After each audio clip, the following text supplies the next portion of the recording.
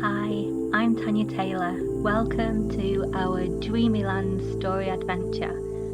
For more stories for children and adults, visit my website or my YouTube channel. Don't forget to subscribe. So getting yourself nice and comfortable now, snuggling up in bed, ready for a lovely, lovely story. Are you ready yet? Long ago, in a faraway land, Obie and Penelope were getting ready to go to sleep. They got their pajamas on, brushed their teeth, and climbed into their magical beds. That's right, they had magical beds. The magical beds did all kinds of magic that would help them to fall asleep and escape to Dreamyland. Tell me now, what would your magical Dreamyland bed do?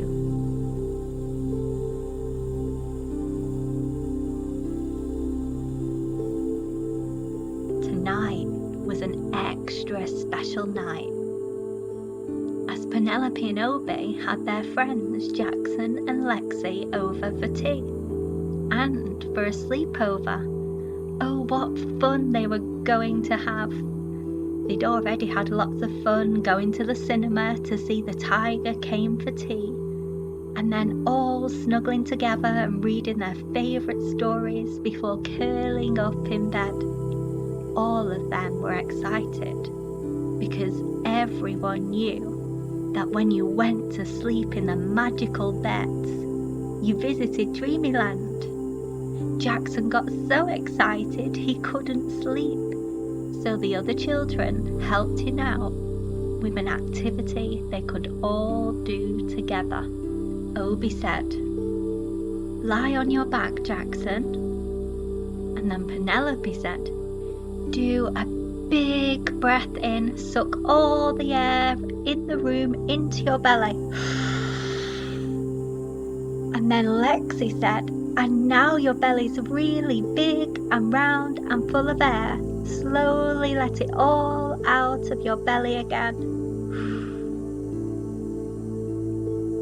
They all thought this was a great game, and together they lay down on their backs with their eyes closed, breathing in all the air in the room right down into their bellies, and then breathing it all out again. They did it 3 times. Big breath in and big breath out. Big breath in, breathing the air all the way into their bellies, making their bellies really, really big. And big breath out. And again, big breath in. And a big breath out. Feeling so calm and sleepy, all 4 children didn't notice the magical beds taking them on an adventure to Dreamyland.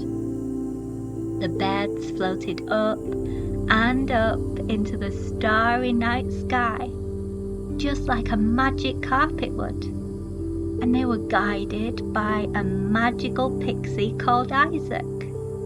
Isaac was the prince of magic carpet rides and guided all of the magical rides in the world to Dreamyland to make sure all the children arrived safely. After Isaac had taken Obie, Penelope, Jackson and Lexi to Dreamyland on their magical beds, he was ready to go and find more children who wanted to visit Dreamyland on his magic carpet. Every time a little boy or a little girl did the special breathing, making their bellies so big with air, Isaac knew they must want to visit Dreamyland. So he'll fly in on his magic carpet, sprinkle some of his magic flying pixie dust, and whoosh them away to Dreamyland.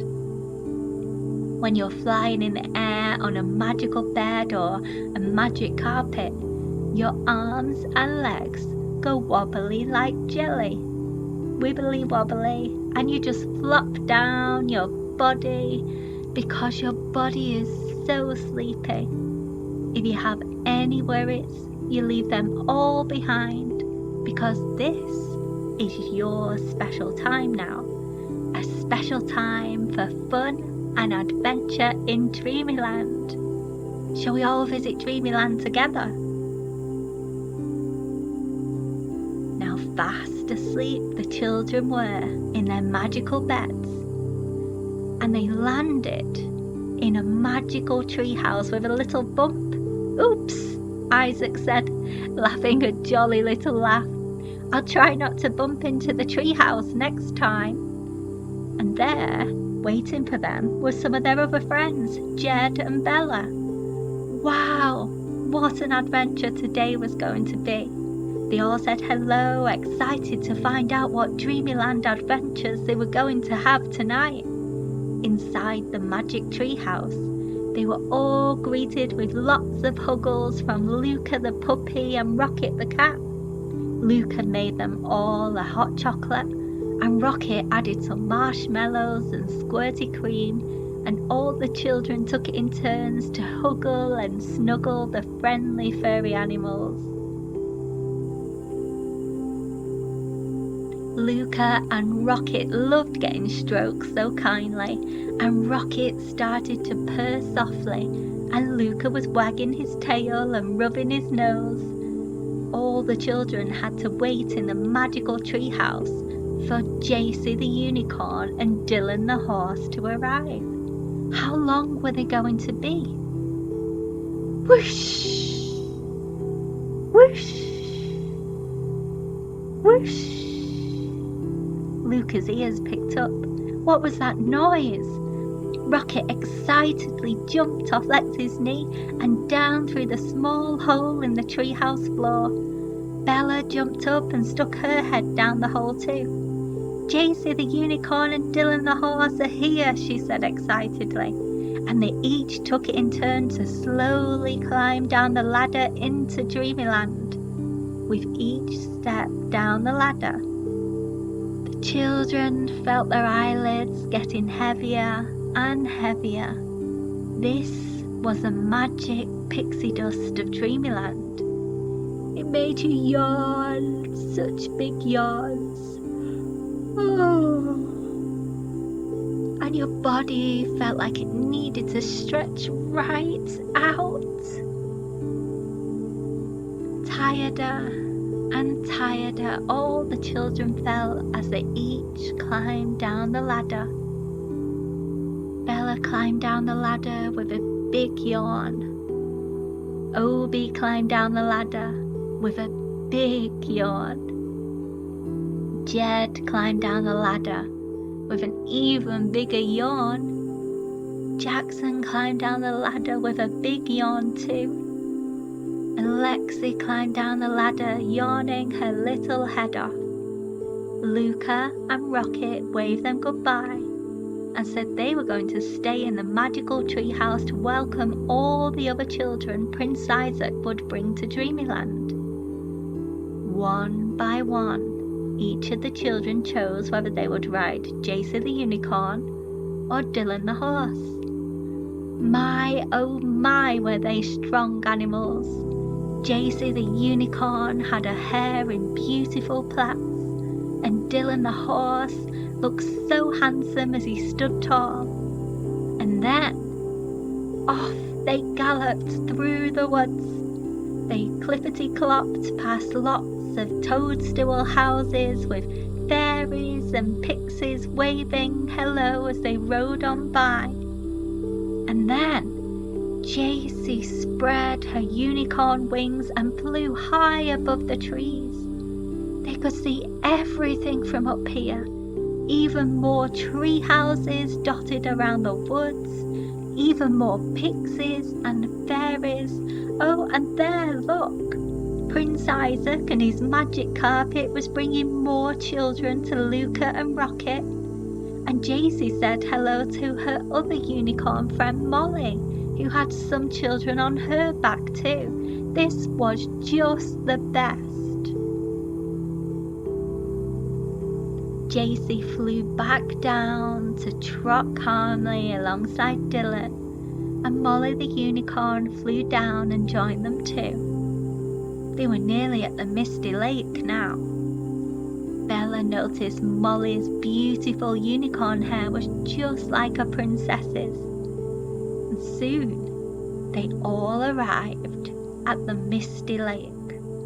What a magical place this was! The water was sparkling all different colours, and there were mermaids swimming and jumping and splashing in the water. Nellie the mermaid swam over with her big beautiful tail and said hello. The children got down from the unicorns. There were lots of children now, as Molly the unicorn had brought several more children too. Everyone was waving and saying hello to everyone else. William the knight walked over with big long strides. "Hello, children, hello," he said. "I'm so pleased you have arrived. There's been a lot going on since you last visited us, and we need your help." "Whatever is the matter?" asked Jed. "Princess Eva has disappeared. We can't find her anywhere, and we need your help to find her. Nellie the mermaid saw her last 2 days ago," said William. "That's right. I saw her talking to the troll under the bridge, and now we can't find the troll or Princess Eva," said Nellie. "Right," said Jed. "Let's make a plan." And all the children gathered round as Jed got out his map of Dreamyland. Each part of the map was sectioned into a name and number. "Look here," said Obi. "This part of the map is called Remy number 1. I think we should start here and work our way through each number." "Right. Off to Remy number 1 we go," said Bella. "We've got a princess to rescue." "I can search the beach there," said Nellie. "I'll swim. I'll meet you over there." The animals and the children and William the knight began on their journey to Remy number 1. Remy number 1 was a very lovely place. There was lots of green grass and flowers that smelled good, and nearby was a group of giraffes eating some of the leaves from the trees. What beautiful creatures they were! Jackson looked up at the big tall giraffe. "Have you seen Princess Eva?" he asked. Alice the giraffe said, "Not since yesterday. She was here picking some flowers for her room." "That's a clue," said Lexi. "We need to know where she might have gone next. Was she headed right back to her room?" Alice the giraffe thought about her answer. Yes, I think she was going to stop by Beanie the fairy's house on her way back home. Do you want us to join the search?" "The more the merrier," said Penelope. Jed took the map back out and noticed Beanie's house was in a place on the map called Remy number 2. "Is everywhere in Dreamyland called Remy?" asked Jed. Alice said, "Yes, Remy is a special little boy who loves numbers, and so all of Dreamyland is Remy number 1 or Remy number 2, Remy number 3 or Remy number 4. We like it that way." Jed smiled. He would like to meet Remy. And off they all went. Nellie swimming alongside them in the river that joined the misty lake. Alice the giraffe giving Lexi a ride on her back. Soon they arrived at Beanie the fairy's house. It was the best toadstool they had ever seen, bright red with big white splodges, and it had a beautiful fairy garden, and all the flowers sparkled different colours. William the knight stepped forward and knocked on the door. Poor Beanie the fairy got a huge shock seeing so many people at her door all at once. "Whatever is the matter?" she asked. William told her all about Princess Eva going missing. We've lost her, and Alice thinks she was coming to your house yesterday.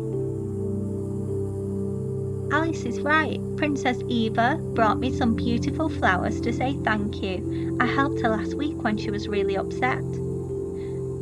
Why was she upset? Asked Penelope. Penelope loved princesses and wanted to be sure she knew just the right words for Princess Eva when they found her. She told me she didn't really know why she was upset. She just didn't feel happy and that was confusing for her, said Beanie. Nellie jumped up the riverbank and sat on the edge of the water, her long tail shimmering in the sunshine. Everyone gets upset sometimes and that's okay, but talking about it is what makes us feel better. Did Princess Eva talk to you about it? Yes, and she said she felt lots better. That's why she brought me the flowers to say thank you, said Beanie. And she popped inside her beautiful house and brought out the lovely flowers. Obie spoke up next. Where do you think she was going after she left your house? He said. Let me think. I think she was off to see Ellis the pixie. Shall I take you to his house?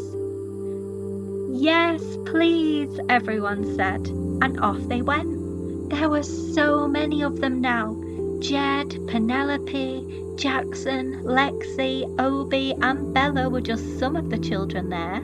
Then there was Dylan the horse, Molly and Jacy the unicorns, and Alice the giraffe.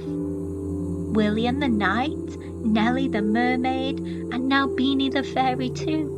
Beanie had a little magic wand and sparkly fairy wings. She led the way to Ellis the pixie's house, which was in Remy number 3 on the map. And when they arrived at Remy number 3, it was full of woods, and in every tree was a door. A tiny little door right at the bottom of every tree. Beanie took them all through the woods right up to a little blue door that said Ellis at the top. Ding dong! She rang the bell. There was no answer. Ding dong! Still no answer. Next door, the other tree had a sign that said Amy at the top of it. I'll ring Amy's doorbell, said Beanie. Let's see if she knows where Ellis is. Ding dong. Amy, another little pixie, opened the door and said, Hello, wow, there's a lot of you, she grinned. We're looking for Princess Eva and Ellis. Have you seen them anywhere? Said Beanie. Well, yes, I saw Ellis just now. He was on his way to Moon Castle in Remy number 4, said Amy. And now there were even more of them as Amy joined and they all followed Jed as he used the map to take everyone to Remy number 4. My feet hurt, said Bella.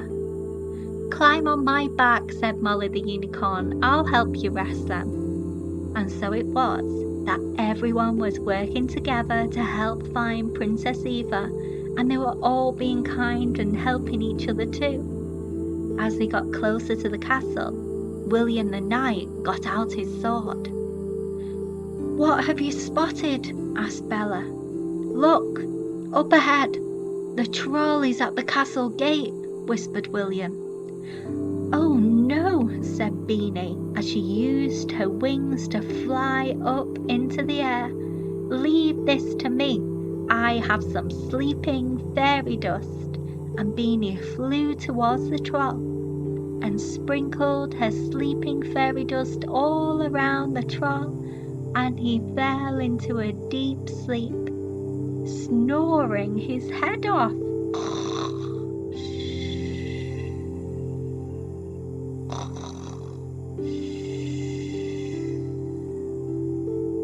Everyone started to giggle as the troll snored really, really, really loud. Nellie jumped up from the castle's moat and covered the troll with a blanket so he didn't get cold. And then one by one, they all crept past the troll and into Moon Castle. William stood on guard with his sword just in case the troll woke up and gave them any trouble, but he didn't, and everything was okay. I was only here last night and Princess Eva was still missing then. I wonder if she'll be back now, said William. But when they arrived at the castle, everyone here was sad. Princess Eva was nowhere to be found. But Ellis the Pixie had arrived just before them with some incredible news. Did no one know about the space rocket in Remy number 1? Said Ellis. Everyone looked a bit confused. A space rocket? Here? In Dreamyland? Fireman Finn arrived in it from the Milky Way 2 days ago. He told me and Princess Eva all about his exciting adventures, and Princess Eva couldn't wait to go on a trip with him. She really wanted to see the Milky Way. Ellis was so excited as he told everyone. Then suddenly, outside, there was a loud crash. What was that? Asked Lexi with her big round eyes. They all turned round to see a space rocket had landed just outside the castle walls. Quickly, they all ran to see who could be inside it. Do you think it's Princess Eva and Fireman Finn? Asked Jackson. Let's wait and see, said Beanie. And they waited. And they waited. And waited. And finally, the door of the spaceship crept open, and out walked Princess Eva and Fireman Finn. Oh, I've had the most magical adventure, everyone. I can't wait to tell you all about it, said Princess Eva. Alice stuck her long giraffe neck all the way forward now and said, Princess Eva, you had us all very worried. We have been looking for you to make sure you are safe. Princess Eva blushed red in her cheeks. I'm so sorry. I got so excited I forgot to tell anyone. I told Ellis I'd love to go, but I didn't think to tell anyone that I was actually going. Dearie me, said Jed. We've been all over Dreamyland, looking high and low for you. Even Nellie has been looking in the water, and Beanie put a sleeping spell on the troll. Soon, Molly, JC and Dylan started to neigh. Uh-oh, said Penelope. I think that means it's time to go home. Wait, I need to tell you all about my adventures in the space rocket to the Milky Way, said Princess Eva. I think our adventure story will have to wait for another day, said Fireman Finn, laughing. You'll all be back tomorrow night to visit Dreamyland, won't you? He asked the children. Yes, they chorused. And so, feeling good that they had worked together to help each other and to help William the Knight to find Princess Eva, they all climbed back on Molly and JC the unicorns and Dylan the horse, and they gently swayed back and forth as they trotted and clickety-clopped all the way back to see Luca the pup and Rocket the cat in the magical treehouse to wait for Prince Isaac and his magical carpet and bed rides back home. Everyone was yawning now. Oh, and rubbing their eyes. Dreamyland had been great fun, and they couldn't wait to come back for the next adventure. But for now, it was time for them all to fall into a deep sleep, just like the troll. Good night and sweet dreams.